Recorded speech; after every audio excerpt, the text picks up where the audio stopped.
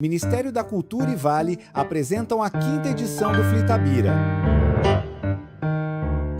Vai começar mais uma atividade do festival. Compartilhe os melhores momentos nas redes sociais.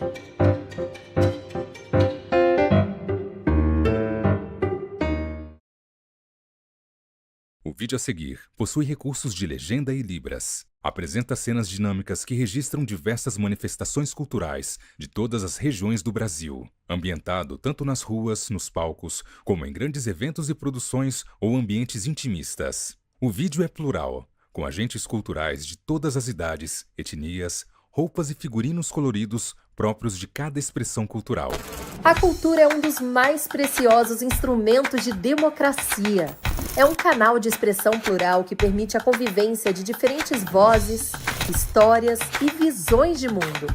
E por isso a cultura, tal qual a democracia, deve ser defendida e fortalecida.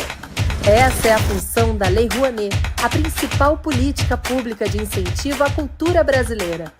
Com ela, perseguimos a missão de assegurar o acesso democrático à produção e à difusão cultural.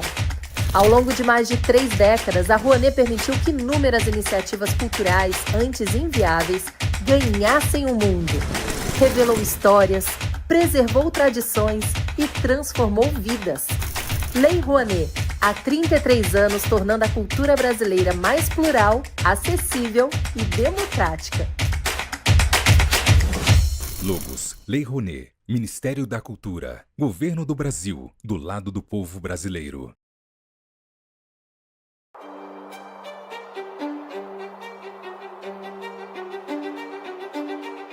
Onde tem cultura, a Vale está.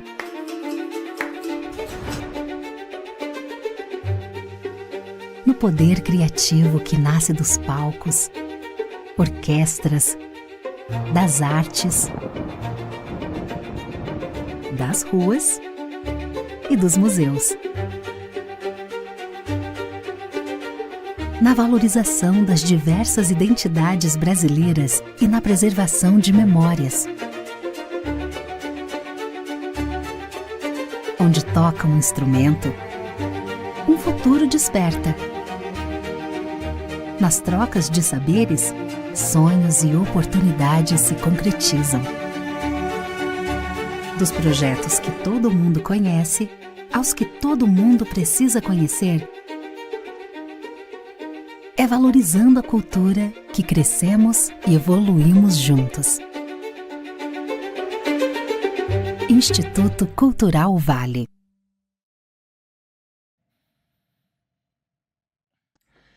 Itamar Vieira Júnior, Morgana Kretzmann e Matheus Leitão.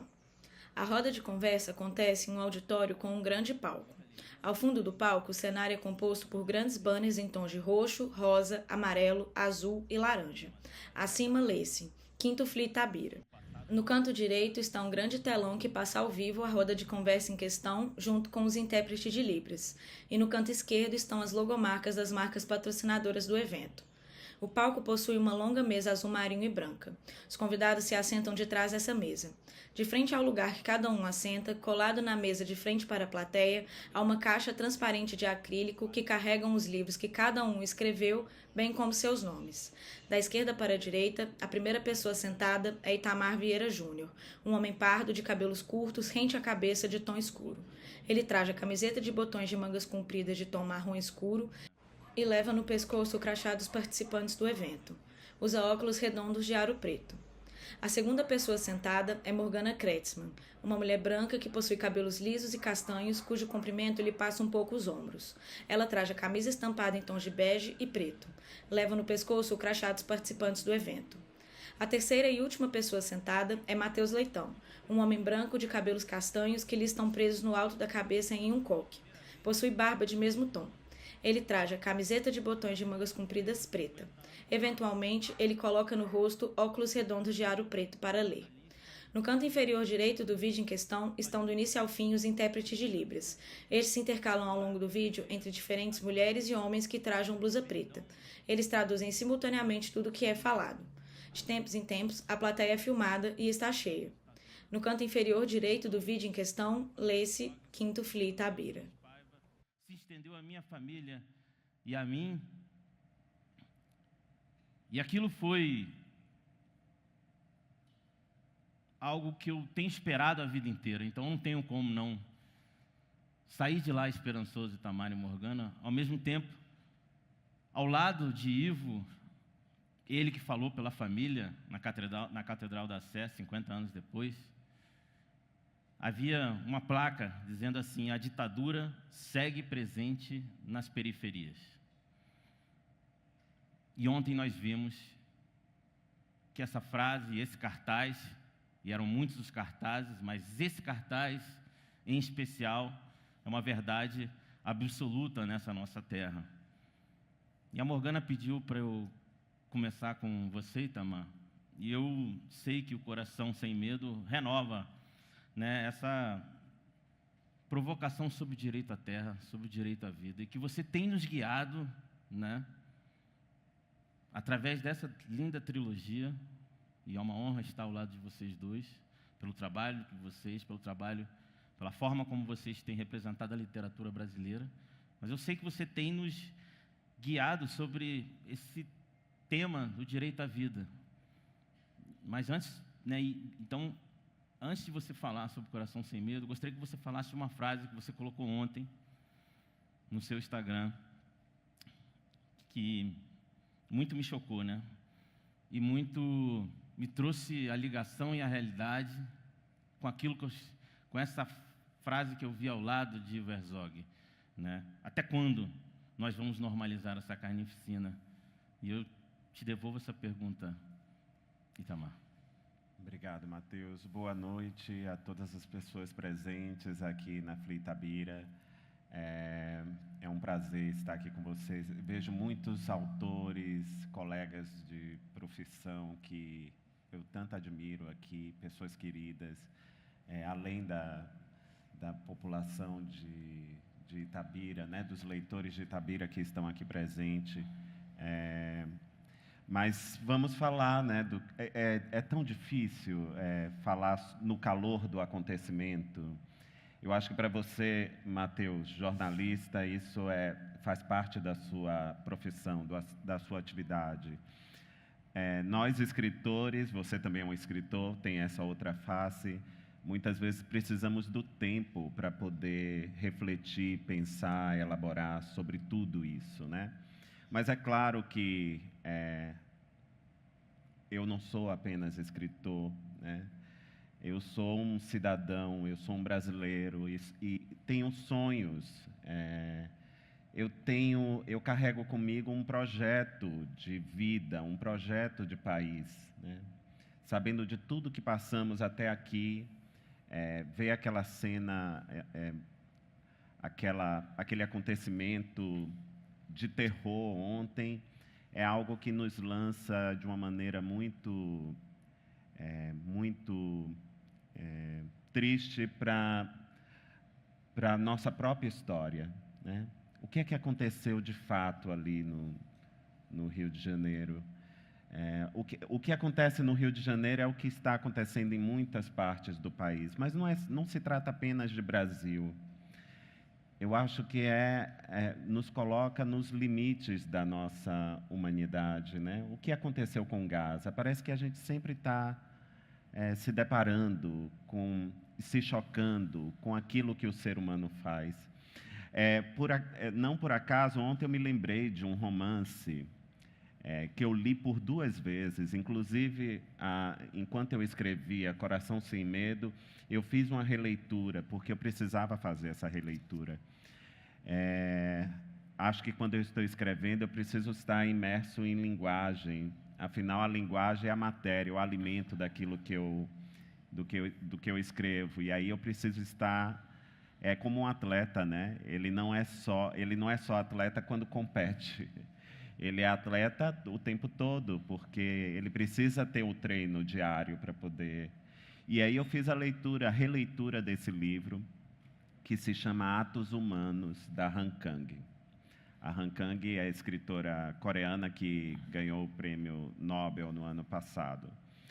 E esse livro esse é o poder da literatura, né? Muitas vezes a gente é levado a ler um romance, uma história, qualquer coisa da literatura, pela sua origem, pela sua diversidade, né? Pela possibilidade de se conhecer o diferente. E neste romance ela trata de um caso real que aconteceu na Coreia do Sul, em 1980, um massacre de estudantes durante a ditadura militar. Se não me engano, foram mais de 2.000 mortos. E aí, quando eu abro os jornais hoje de manhã, para ter notícia do que estava acontecendo na cidade, eu me deparo com aquelas imagens chocantes da comunidade retirando os cadáveres, os corpos de uma área de mata e levando para a praça para poder fazer o reconhecimento. E no romance da Han Kang tem uma cena muito, muito parecida. Levam os corpos dos estudantes para o ginásio e ali a gente tem um coro de vozes contando, inclusive dos que morreram, contando o que é que aconteceu, né? E eu gosto muito desse título, embora não seja o título original da obra, se não me engano, em coreano, o título é O Menino Vem. Mas em inglês, em português, o título ficou Atos Humanos, porque mostra que tudo aquilo que mais tememos, que tudo aquilo que pode significar o fim da vida, o fim da nossa história, vem de um ato humano, né?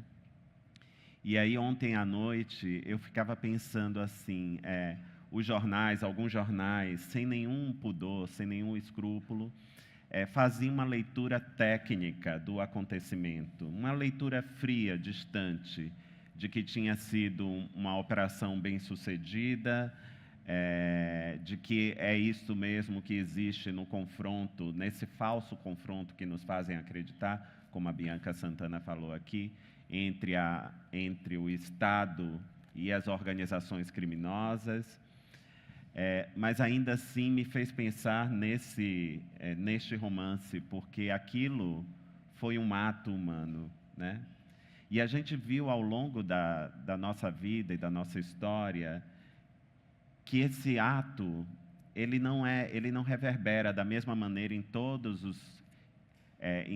as camadas da sociedade. Existe como você próprio falou, Mateus, eu acho o genocídio uma palavra forte, e é por isso que ela é evocada também nesse momento. Geralmente, quando a gente pensa em genocídio, a gente pensa numa quantidade atroz, imensa de mortos. Mas no acumulado dos séculos e dos anos, né, das décadas, o que a gente pode dizer sobre essa população que é alvo constante dessa violência de Estado, é que é de fato um genocídio. A gente não faz uma leitura apenas do acontecimento ontem, é uma leitura acumulada de muito tempo, né? E para mim foi muito doloroso, justamente neste momento, que este romance, Coração Sem Medo, que você citou, chega para os leitores. Eu ainda estou numa jornada de lançamentos e encontros. O livro foi lançado este mês, ou seja, há poucas semanas, 2 semanas, e eu tenho percorrido feiras e eventos literários para falar um pouco dessa história, que é a história daqueles que foram desterrados.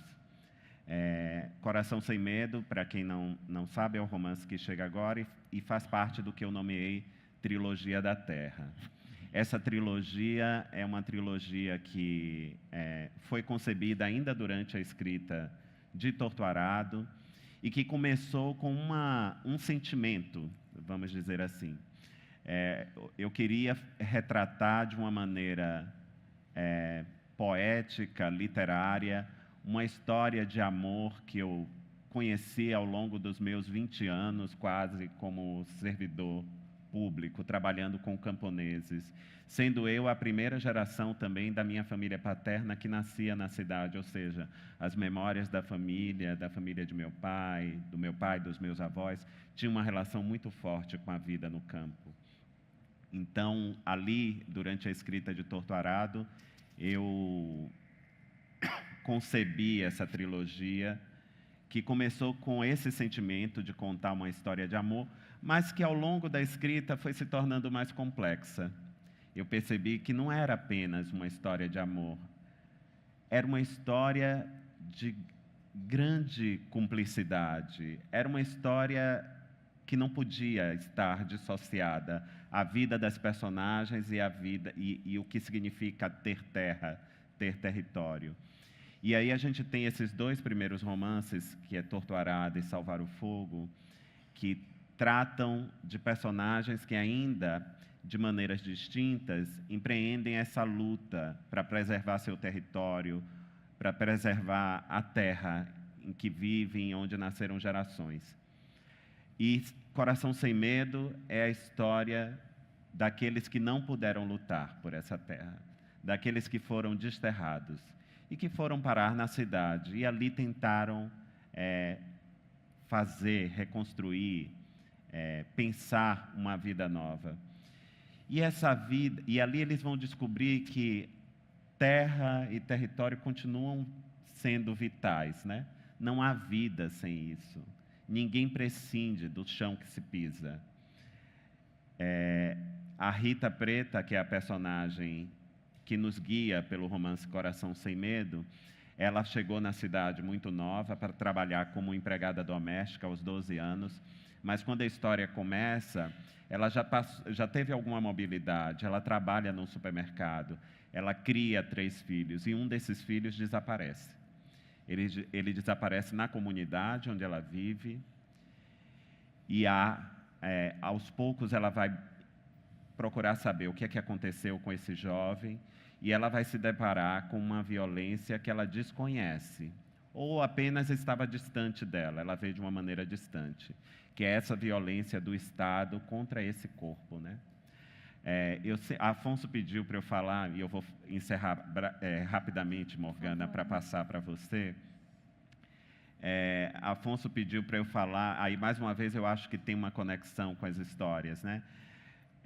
Quando eu estava escrevendo este romance, e aí eu penso, muitos podem pensar, e eu vou voltar a minha frase aqui no começo, que o escritor precisa de tempo para poder elaborar pensamento, né?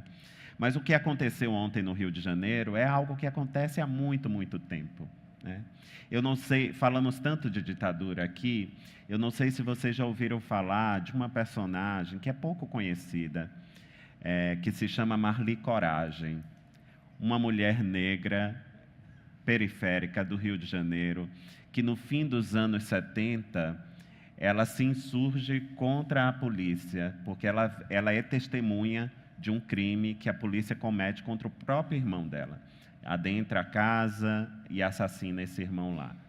E a Marli, ela não descansa, ela tem até uma frase que eu acho muito curiosa e mostra o destemor dela. Ela diz, eu tenho medo de barata, mas de polícia eu não tenho medo. E ela ia todos os dias à delegacia para fazer o reconhecimento daqueles que assassinaram o irmão dela. Anos depois, quase 15 anos depois, a Marli vê seu filho ser assassinado nas mesmas circunstâncias. Então, o que acontece em Coração Sem Medo, embora seja no calor do acontecimento, possa parecer que é presente, é algo que nos assola já há muitos anos. E quando a gente pensa na humanidade, pensa no romance da Han Kang, por exemplo, que conta este massacre que aconteceu lá na Coreia do Sul, a gente pode ir além também e pensar que essa história ela aparece na tragédia grega, ela aparece com Écuba, tanto em Écuba de Eurípides como em As Troianas, também de Eurípides. E conta a história dessa mulher que é rainha e que perde a guerra, é escravizada e vê seus filhos serem mortos.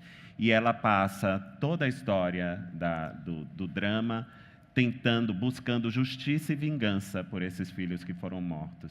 Aí pulamos para o começo do século XX. Temos Mãe Coragem e Seus Filhos, do Bertolt Brecht. que também conta a história de uma personagem, Ana, na guerra, e essa personagem ela se depara com a morte dos seus 3 filhos. E ela ali, numa jornada nonsense, ela tenta continuar a viver, mesmo com essas perdas. Aí vamos mais à frente, anos 70, fim dos anos 70, se não me engano, o Agustín Gomes Arcos, um escritor espanhol, escreve Ana Não.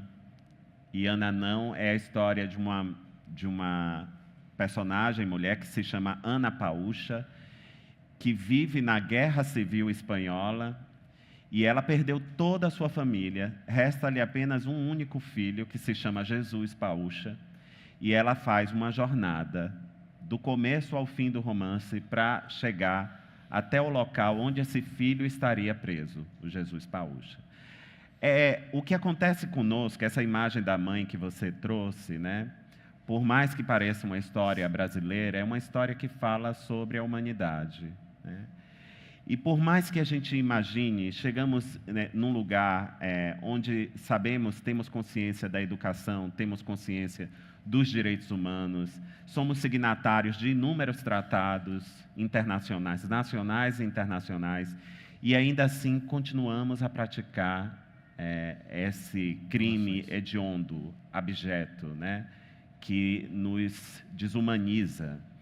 Não são apenas as pessoas que foram atingidas diretamente por essa barbárie, lá na Penha ou no Complexo do Alemão, que foram desumanizadas. Sobretudo elas foram desumanizadas. Mas eu acho que o que aconteceu desumaniza todos nós, até aqueles que se julgam vencedores, porque cederam à barbárie.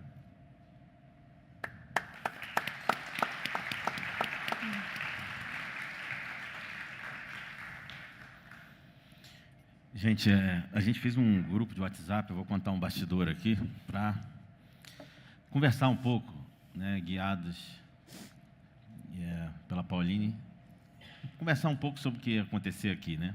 E aí fomos atropelados pelo que aconteceu de tão terrível no dia de ontem no Brasil. Mas quando a gente estava conversando lá atrás, a Morgana, né, que teve a ideia dessa mesa, nesse formato, né, sobre terra, água e as encruzilhadas, no passado, mas no presente. E eu sei, Morgana, que há uma dimensão ética muito grande na sua obra, né, do Alpó, Água Turva, passando por outros, né, em relação a o crime ambiental como reflexo da corrupção moral, humana.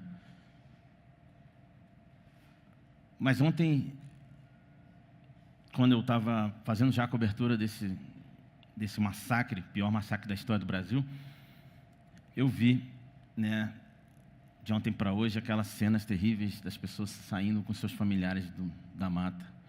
E fiquei pensando muito, né, no seu trabalho em relação ao meio ambiente e da forma como a degradação nos levou a esses lugares, inclusive, né, onde as pessoas periféricas vivem muito próximo, né, de lugares como aquele que nós vimos no Complexo do Alemão ontem.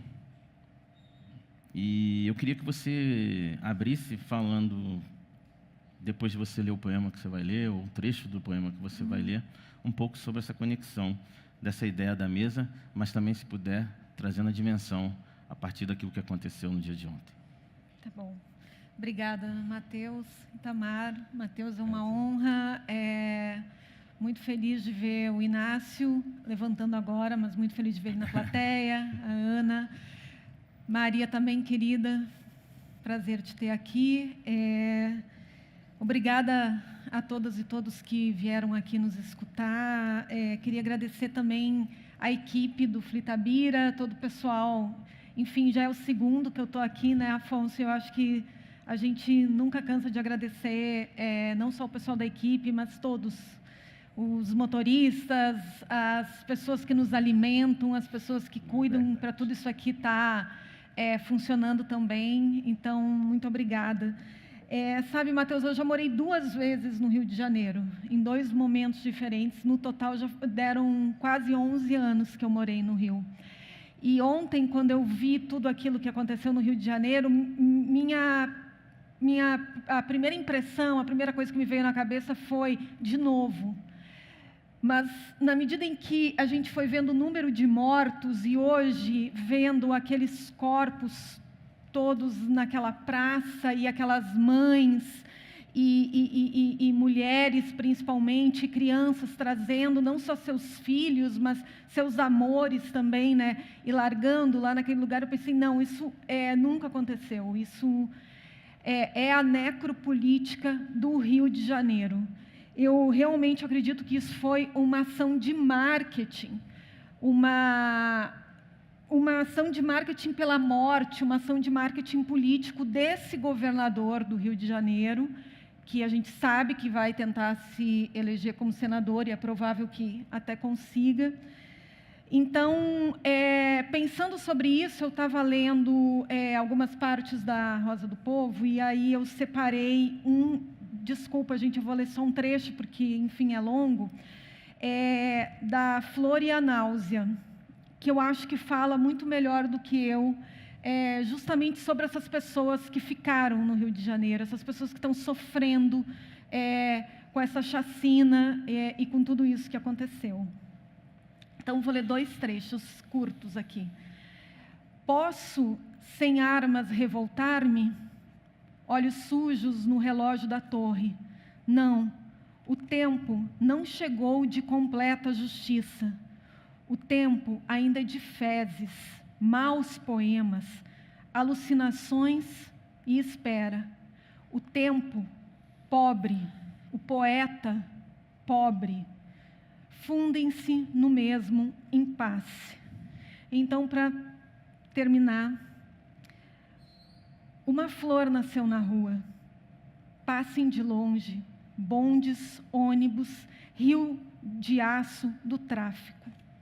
Uma flor ainda desbota, ilude a polícia, rompe o asfalto. Faça um completo silêncio, paralisem os negócios. Garanto que uma flor nasceu.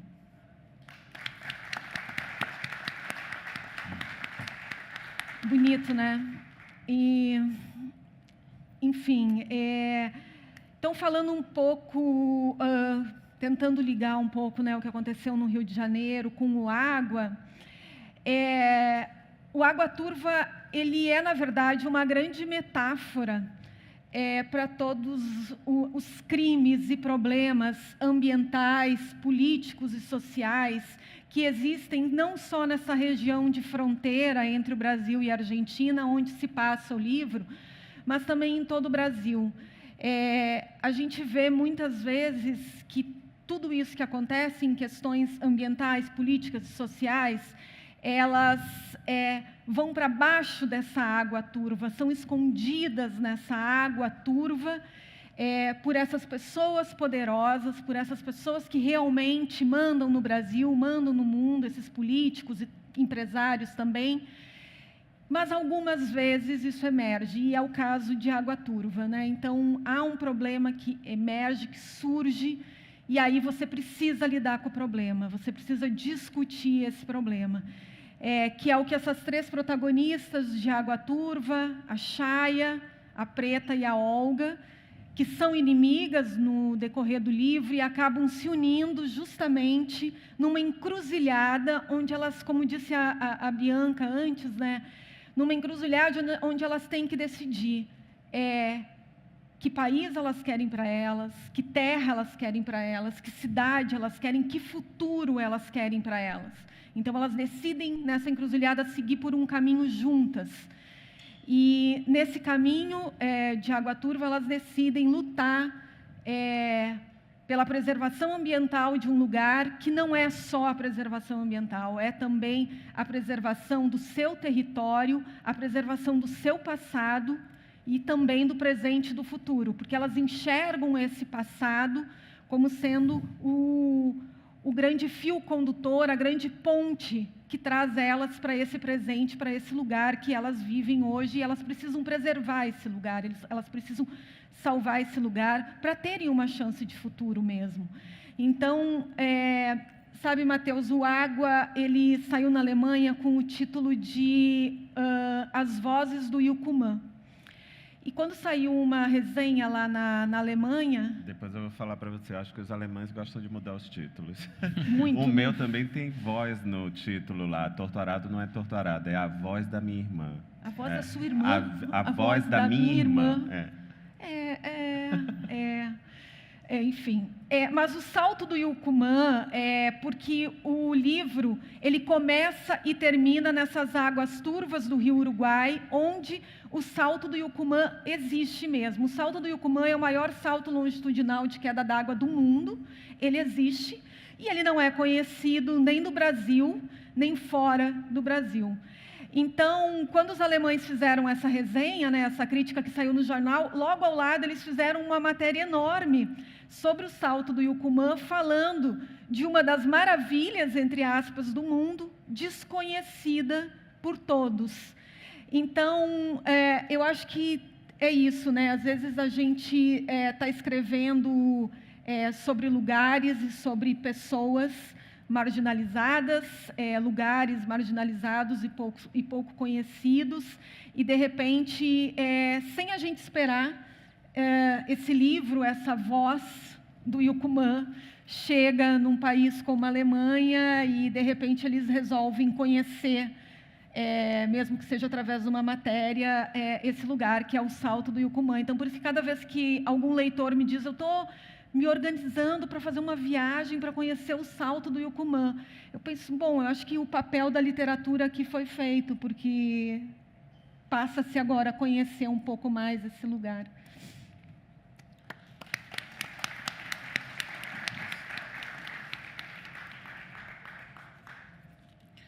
Tamar, teve um momento na sua primeira fala que você falou assim: o que mais tememos ver venha do próprio ser humano, né? Queria ler um trecho de um poema do Carlos Drummond de Andrade. Eu queria mais uma vez agradecer a Itabira por nos receber nesse festival, agradecer o Afonso Borges, presidente, por tudo que ele tem buscado fazer através da cultura em busca da esperança, em busca da esperança de um Brasil justo, igualitário, livre das mazelas que nós vimos ontem. E tem um trecho da Rosa do Povo, e um trecho do poema Idade Madura do Rosa do Povo, que diz assim: antes de mim, outros poetas, depois de mim, outros e outros, estão cantando a morte e a prisão. Moças fatigadas se entregam, soldados se matam no centro da cidade vencida. Resisto e penso, numa terra enfim despojada de plantas inúteis, num país extraordinário, nu e eterno, qualquer coisa de melodioso, não obstante mudo, além dos desertos onde passam tropas, dos morros onde alguém colocou bandeiras com inimigos, e resolvo embriagar-me. Eu queria te ouvir, Itamar, porque você está lançando Coração Sem Medo, né? Você mesmo disse que a trilogia nasceu quando você estava... Enquanto eu escrevia. Quando você escrevia, e você percebeu que tinha uma trilogia, né? Sim. Né? E o Torturado levou a literatura brasileira para outra dimensão, né? E você perceber que você tinha uma trilogia ali enquanto você escrevia, fala muito também de esperança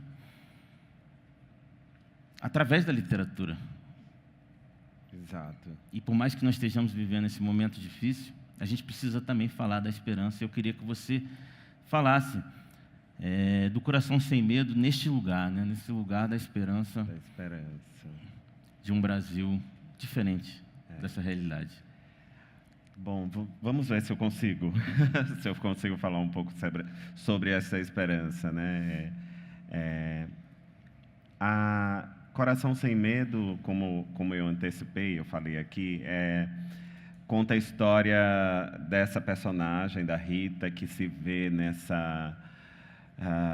nesse lugar de violência, de uma maneira sem grandes explicações, inesperada até, né? Ela, enquanto cria os filhos, o narrador nos conta, porque essa história toda é contada em terceira pessoa, nos conta que o medo dela, o medo das mães, era justamente perder os filhos para o crime organizado, né? Que eles fossem aliciados, que eles fossem seduzidos pelo poder econômico, né? E por certa aura de inexplicável, às vezes, que o crime exerce sobre esses jovens. E aí, quando esse filho desaparece, ela defende ferrenhamente que ele não foi corrompido. Embora ela carregue até essa dúvida, foi ou não foi. E ela até se irrita quando ela vai em busca dele, nos hospitais, na delegacia, procurar saber o que é que aconteceu, fazer o registro. Quando todos, inclusive o pai do jovem, pergunta a ela se ele tinha envolvimento com algo errado, né? E aí ela se coloca dessa forma: sempre esperam isso de nós, né? Sempre esperam que a gente esteja nesse lugar, que a gente seja corrompido, né? Pelo crime, pela droga. E ela se irrita bastante com tudo isso. Mas essa história, a história de Coração Sem Medo,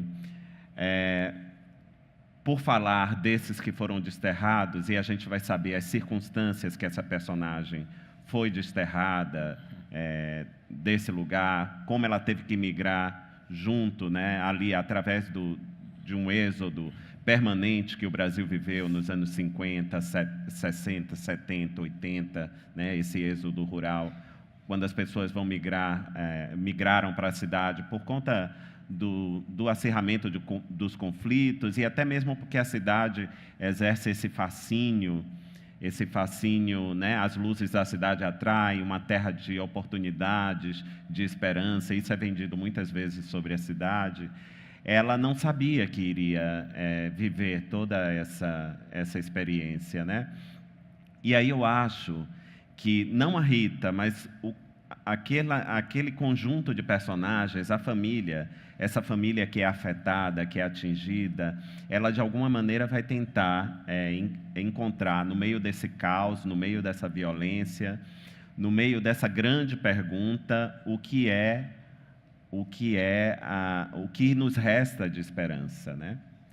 O que fica de esperança.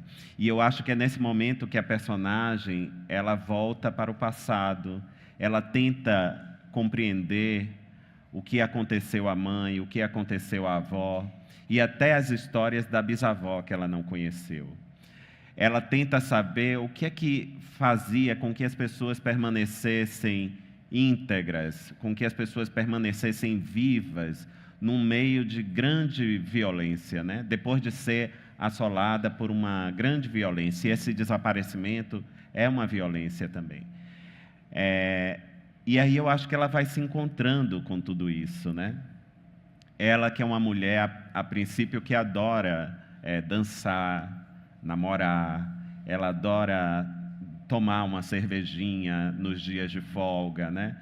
E ela vai pensar, ela vai ser levada a imaginar que muitas vezes foram esses pequenos momentos de alegria, esses pequenos momentos de confraternização que permitiram que não só ela, mas todos os que vieram antes, mesmo assolados por grande dor, permanecessem vivos. Eu tenho um personagem, Mateus, nessa história, para não entregar mais da história para os leitores, tem um personagem dessa história que é o filho do meio da Rita, que é o Cid. E o Cid, em algumas coisas se parece comigo, porque ele é leitor e ele escreve, ele não sabe por que ele escreve, ainda na adolescência. Ele é um adolescente arredio, que está ali quieto, que vê com grande espanto tudo o que está acontecendo. e que não pensa que aquilo pode ser contado, registrado, né? Anos depois, ele vai tentar fazer esse exercício. Na última parte, que é os Cadernos de Caim, ele tenta fazer esse exercício de imaginar uma história que nos foi negada, né? Uma história que nos foi arrancada. E eu acho que pensando com este personagem, né? Pensando junto a este personagem, acho que a literatura ela nos reserva essa possibilidade de nos restituir, mesmo que pela imaginação, né? Que é fundamental para o fazer literário, restituir algumas histórias que nos foram retiradas. A literatura tem esse poder. E aí eu acho que o leitor vai descobrindo isso ao longo dessa história também. Foi assim comigo, eu acho que foi assim com tudo que eu tenho escrito até aqui. Foram as ausências que me levaram a escrever essas histórias. As ausências e entender que a literatura ela pode, sim, ser um instrumento de esperança. É de esperança porque nós, quando escrevemos, colocamos este corpo a serviço da escrita. E este corpo é um corpo humano, ele é feito de emoções, de subjetividades, ele é feito de paixões, né? Ele é feito de medo também, de tristeza, mas de alegria. Mas um livro, a literatura, ela não se resolve só com o escritor e o que foi escrito. Eu acho que existe esse outro lado, a outra face, que é quando o livro é lido, né? E aí os leitores vão reimaginar essas histórias de uma maneira viva, vão fazer com que essas histórias vivam uma outra vez. E eles não saem diferente dessa leitura. Essa leitura sempre pode transformar alguma coisa ali.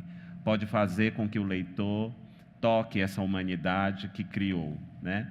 Vai fazer com que o leitor descubra, reative a sua própria humanidade a cada leitura.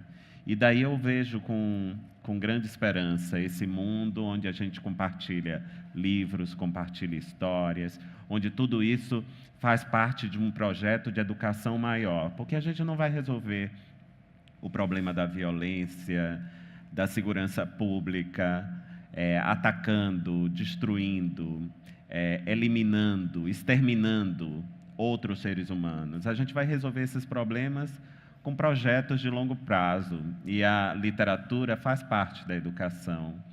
A educação é esse projeto transformador que de fato pode modificar tudo, pode nos fazer seguir por caminhos diferentes, né? Também.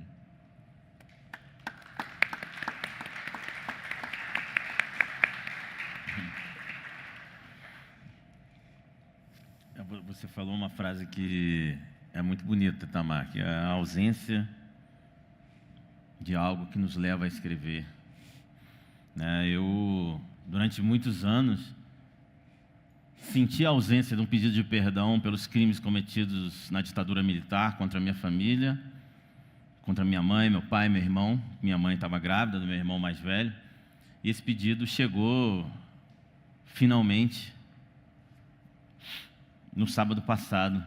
E eu escrevi o Em Nome dos Pais justamente pela ausência desse pedido de perdão, porque o livro passa muito por essa ausência. Acho que são 430 páginas, e eu acho que ali, se a gente for fazer um resumo, é a falta desse pedido de perdão pela violência do Estado, num país que escolheu não fazer uma justiça de transição e punir os criminosos que fizeram mal e que violaram os direitos humanos, e que seguiram essa tradição da cultura que foi inserida aqui de violência, que começa com os povos tradicionais, mas continua na escravização do povo negro. E, Morgana, você, quando estava, já que nós entramos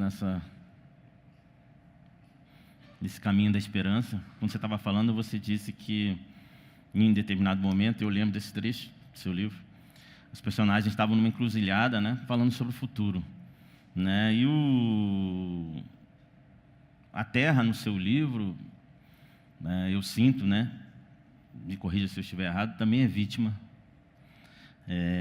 saqueada pela ganância. E eu fiquei escrevendo sobre isso, né, relendo Água Turva, pensando se foi uma tentativa que você fez, através da sua literatura, né, de dar voz à própria natureza, através mesmo, mirando até mesmo a esperança. Eu gostaria que você falasse, partindo desse mesmo lugar que você colocou seus personagens, lembrando, se dá para falar isso ou se eu entendi errado. Não, entendeu? Não, quer dizer, né, cada um tem a sua leitura, mas eu acho que é muito por aí. Sabe, Matheus, é muito bonito ver o Itamar usar essa palavra desterrar, né? Muito bonito isso. Porque, para mim, a terra é uma coisa realmente muito importante. Eu venho de uma família de muito pequenos agricultores, né? Avós, pais, irmãos. E eu tenho essa questão com a terra, tanto que esse livro infanto-juvenil aqui, que saiu oficialmente essa semana, o Clube Verde e a Liga dos Solos, que eu escrevi com o Scott, que é meu marido. A Liga dos Solos são seres oriundos dos tipos de solos brasileiros que nós temos, né?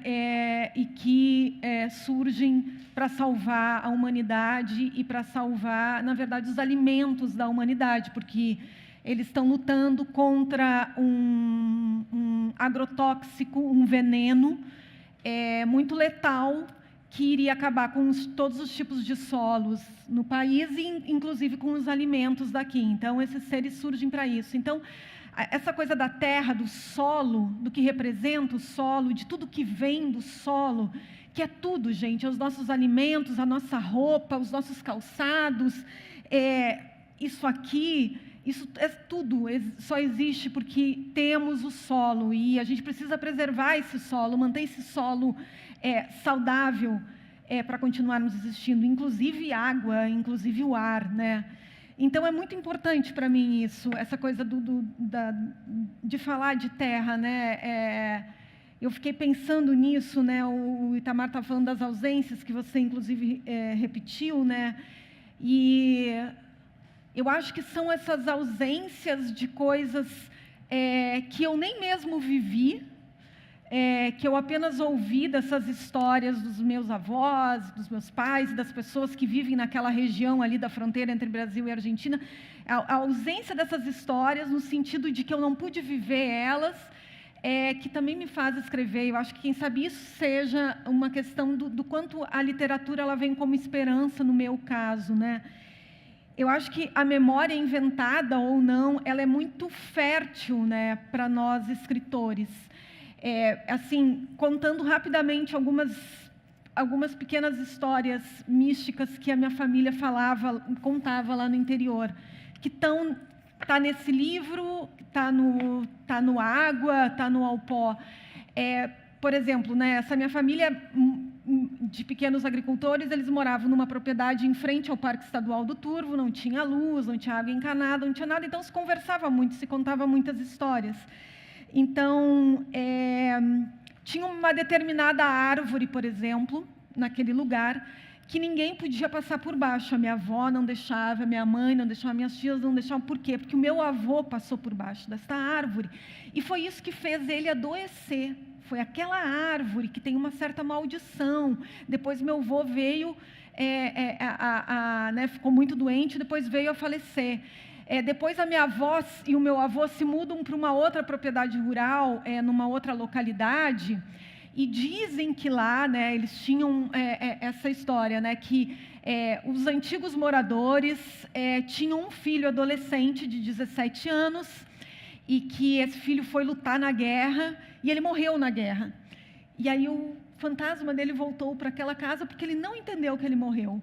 Ele não entendeu que ele estava morto. Então, ele começou a tentar espantar essa nova família, que, por sinal, era a família da minha avó e do meu avô, que estavam lá, desta casa. E coisas horripilantes aconteciam, do tipo assim, do nada a gente via galinhas, patos, gansos mortos ou totalmente despenados, e a gente não sabia o motivo. E a minha avó dizia, é o adolescente que está tentando nos expulsar daqui. Tinha a história também de um grande sapo que ficava circulando a casa da minha avó, e em determinado horário da noite, nós crianças, a gente não podia sair daquela casa, de dentro da casa da minha avó, porque aquele sapo tinha mijado num ente familiar dela e ele tinha morrido. Então, se a gente saísse, tipo assim, depois das 10 da noite de dentro da casa, era muito perigoso, porque a gente poderia morrer, porque aquele sapo poderia aparecer na nossa frente e mijar na gente. Então, todas essas histórias que eu não vivi, mas que eu escutei, e que durante muitos anos eu tive muito medo, e que eu, sinceramente, em algumas coisas eu acredito até hoje. Eu acredito que esse menino que foi para a guerra e que não entendeu que está morto, ele está lá até hoje na propriedade, eu acho que ele está. Então, essas coisas eu acabo colocando nos meus livros, colocando nessa minha literatura, numa forma, quem sabe, de tornar fértil essa terra que meus avós viveram, que minha mãe viveu, que eu vivi quando criança, e que hoje não é mais nossa. Então, acho que é isso.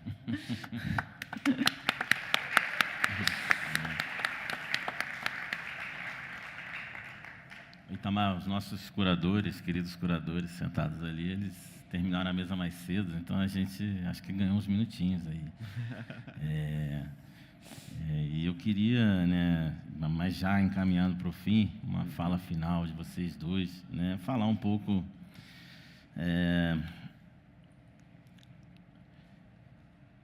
da dimensão que toca a literatura de vocês dois, né, e o Brasil vive um apagamento, né, da memória, né, da escravização aos desastres ambientais, né, da ditadura à desigualdade. E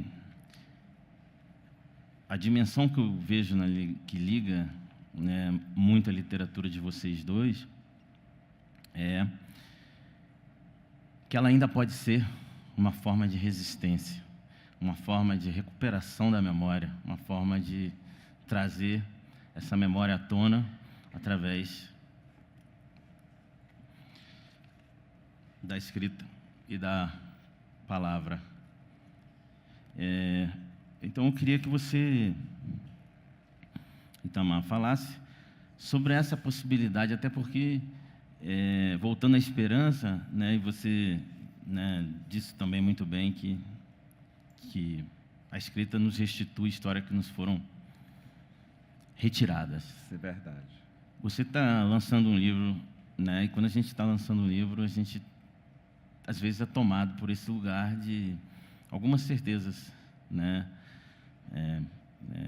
sobre a importância da resistência na literatura e de trazer um norte que seja diferente disso que a gente volta e meia vê, ou toda hora vê aqui no Brasil. Se você puder fazer essa ligação através do Coração Sem Medo, eu agradeço.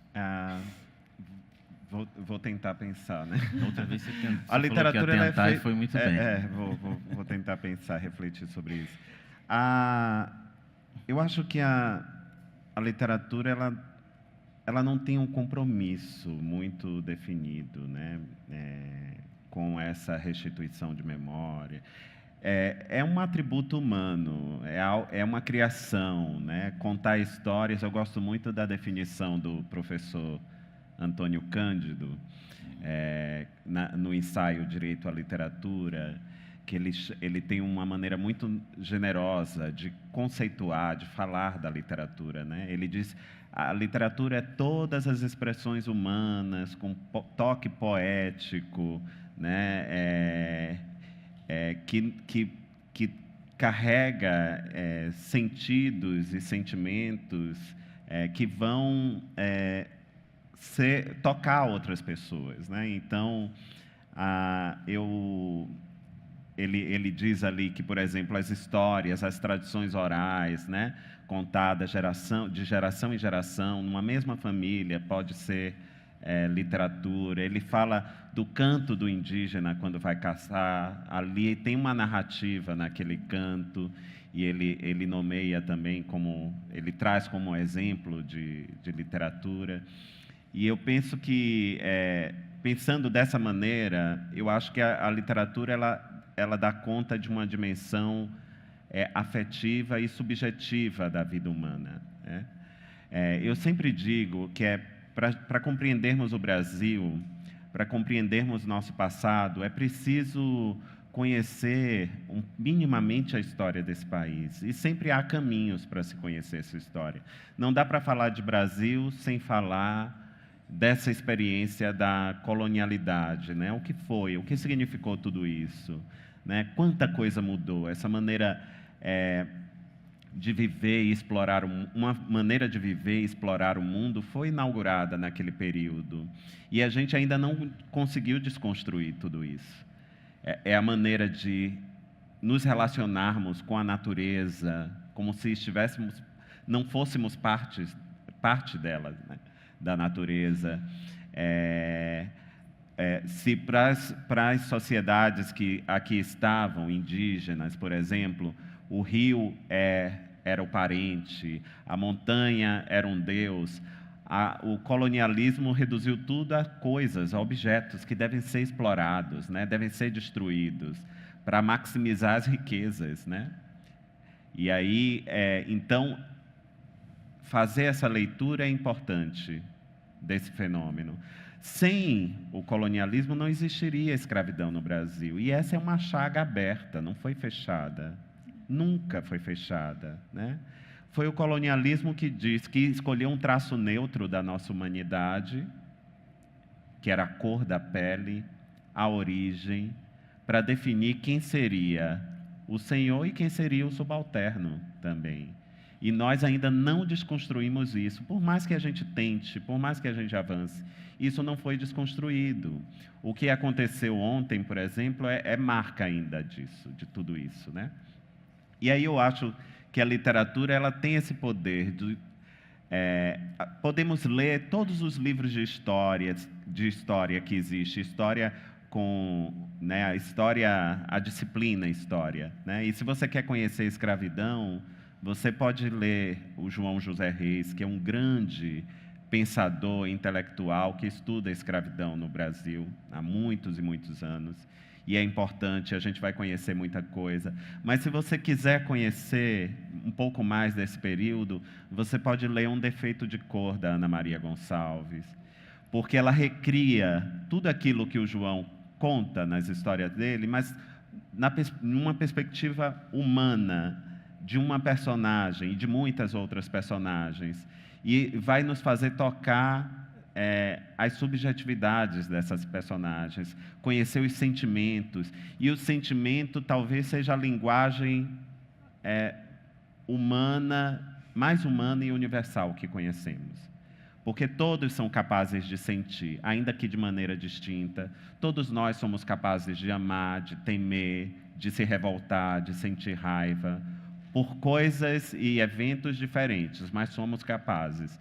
Então, pensando nessa perspectiva, a literatura ela pode nos entregar muito, né? Porque ela trata dessa dimensão subjetiva, sentimental da vida. E essa dimensão é capaz de comunicar de uma maneira muito forte a nossa humanidade. Se você puder comentar também, Morgana, fazer essa fala pensando através da sua literatura. Eu não sei se eu entendi muito bem a pergunta, mas vou tentar, enfim, fechar com o que o Itamar estava falando, porque me veio na ideia agora, com a última fala aqui do Itamar, de uma coisa que eu venho chamando de literatura de reparação, e quem sabe seja um pouco isso, né? Eu venho do estado do Rio Grande do Sul, eu venho de uma cidade de fronteira, mas, obviamente, venho de um lugar que foi colonizado e que passou por muitas questões racistas e preconceituosas, com pessoas negras, com pessoas indígenas. Lá é muito forte a presença guarani naquela região. E até hoje a gente vê muitas coisas que me envergonham, como alguém que nasceu naquele lugar, como alguém que cresceu lá. Me envergonham falas, me envergonham histórias. E, inclusive, algumas coisas, até mesmo literárias, né? Alguns livros que a gente vê que são coisas que você lê e você, por mais que possa falar que é datado de uma determinada época, tem coisas que são muito incômodas. Um Estado também que tem uma presença forte do machismo, e eu, como mulher, vivi muito isso e vejo isso tudo ainda, né? Forte nesse lugar. Então, eu acho que hoje a gente vê no Rio Grande do Sul um número tão grande de mulheres e de autores negros e autores indígenas, e uma presença forte também LGBTQIA+, dentro da literatura, e me parece que finalmente está tomando, né, um espaço que sempre foi deles, escrevendo sobre seus territórios, sobre suas histórias, sobre seus lugares. Eu acho que é isso, assim, não sei, eu fiquei ouvindo agora o Itamar e me passou isso pela cabeça, assim, porque o Aupó, por exemplo, é um livro que trata muito sobre o machismo, sobre a violência contra a mulher, sobre a violência contra crianças, mulheres, meninas, na infância e na adolescência. E é um livro que se passa, assim, lá no Rio Grande do Sul, e eu muitas vezes ouvi que é um livro muito incômodo para se ler. E eu acho que é um dos melhores elogios que eu recebo sobre o Aupó, quando alguém me diz que um livro é incômodo, porque ele só é incômodo para quem é machista, só é incômodo para quem não consegue entender a dor de uma mulher ou a dor de uma menina abusada na infância, na adolescência, tentando sobreviver na vida adulta com isso. Então, eu acho que essa literatura de reparação que hoje pessoas do Sul, diferente desse homem branco, hétero, né, que sempre escreveu, que sempre teve lá o seu espaço, o seu lugar, acho que essa literatura de reparação hoje, ela está abrindo espaço. O Jefferson gaúcho, não, o Jefferson carioca, mas, né, que acho que cresceu, né, Jefferson, um dos nossos grandes nomes da literatura, acho que, né, vem mostrando isso.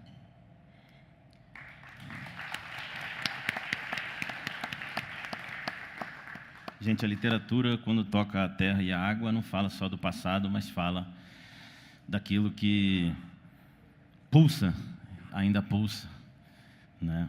E eu queria finalizar lembrando que, né, nesses momentos difíceis, e por isso que nós falamos de esperança, e vocês dois colocaram muito bem nas respostas sobre esperança, algo que eu pude ver nessa minha longa e extensa busca em relação aos crimes da ditadura militar, né?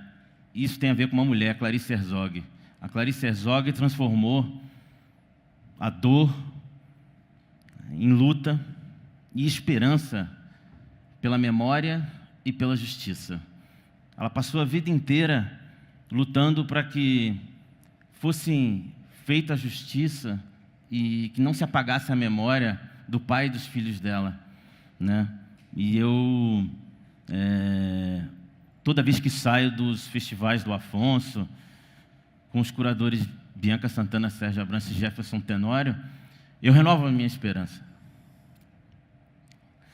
E nos festivais do Afonso a gente tem encontrado esse lugar de esperança para seguir adiante, mesmo em meio a todos esses desafios e dores que nós vivemos. Então, eu queria terminar lembrando a história dessa mulher. Clarice passou a vida inteira esperando por um pedido de perdão, esperando pela justiça em relação a Vladimir Herzog, e eu senti que essa luta toda se revelou no sábado passado, naquele culto interreligioso, 50 anos depois da morte e também 50 anos após o ato que foi um momento de grande resistência à ditadura, porque naquele momento, em 75, quando se fez aquele ato, tudo se colocou ali como um lugar de revolta, mas também de esperança. Porque Clarice transformou esse lugar dela de dor nesse lugar também de esperança. E eu tenho certeza, porque eu já encontrei até amor nos festivais de Afonso Borges. Então, eu queria deixar aqui essa palavra. Vamos lutar, vamos seguir andando, vamos em frente, gente.